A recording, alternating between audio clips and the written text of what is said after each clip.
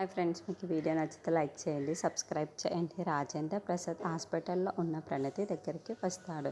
ఇంతలో తన కూతుర్ని బెడ్ మీద అలా చూసి ఏడుస్తూ, అమ్మ ప్రణతి, ఏంటమ్మా ఇదంతా? ఇలా కావడానికి గల కారణం ఎవరు?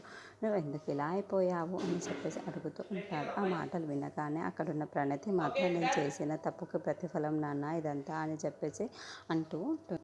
అక్కడున్న వాళ్ళ నాన్న మాత్రం, ఏంటమ్మా తప్పు అంటున్నావు, ఇలా ప్రతిఫలం అంటున్నావు, నాకేమీ అర్థం కావటం లేదు అని చెప్పేసి అంటాడు. ఇంతలో అక్కడున్న ప్రణతి మాత్రం, అవును నాన్న, నేను మీకు నిజం చెప్పాలి అని చెప్పేసి అంటూ ఉంటుంది. ఆ మాటలు వినగానే అక్కడున్న రాజేంద్ర ప్రసాద్ మాత్రం, ఏంటమ్మా అది నాకు చెప్పు అని చెప్పేసి అంటూ ఉంటాడు. ఇంతలో అక్కడున్న ప్రణతి మాత్రం, అవును నాన్న, నేను ఒక విషయం చెప్పాలి, నేను ఒక ప్రేమించాను, వాడి వల్ల నేను మోసపోయాను, అందుకే నేను ప్రెగ్నెంట్ అయ్యాను. ఇందులో అవని వదిన తప్పు కానీ భరత్ తప్పు కానీ ఏమీ లేదు.